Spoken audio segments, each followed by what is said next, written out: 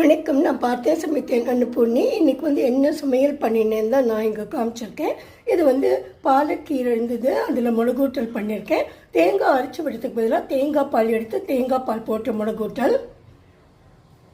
இங்கே மாங்காயும் மாம்பழமும் அரை பழுப்பாக இருந்தது. அந்த மாம்பழம் அது மாங்காய்னு சொல்ல முடியாது, மாம்பழம்னு சொல்ல முடியாது, ஒரு மாங்காய் இருந்தது. எல்லாமே போட்டு திக்காக ஒரு பச்சடி பண்ணியிருக்கேன் தொட்டுக்கிறதுக்கு.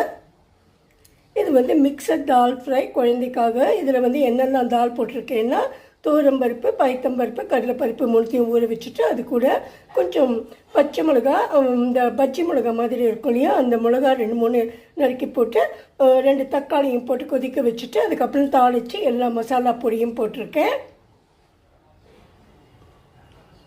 இது பப்பையா, இது பிரேக்ஃபாஸ்ட்டுக்கு. இதை இனிமேல் தான் நான் கட் பண்ணணும், சாப்பிடும்போது கட் பண்ணி கொடுப்பேன். இது மாம்பழத்துக்கு பச்சடிக்கு நறுக்கிறப்ப கொஞ்சம் மாம்பழத்துண்டு பாக்கி இருந்தது, அதை எடுத்து வச்சுருக்கேன். யாருக்காவது வேணா சாப்பிட்டுக்கலான்னு. இதோ இங்கே சாதம் வச்சுருக்கேன். இதுதான் நான் இன்னைக்கு சமையல் இன்னைக்கு பண்ணின சமையல். Sorry. Have a great day friends. Thank you.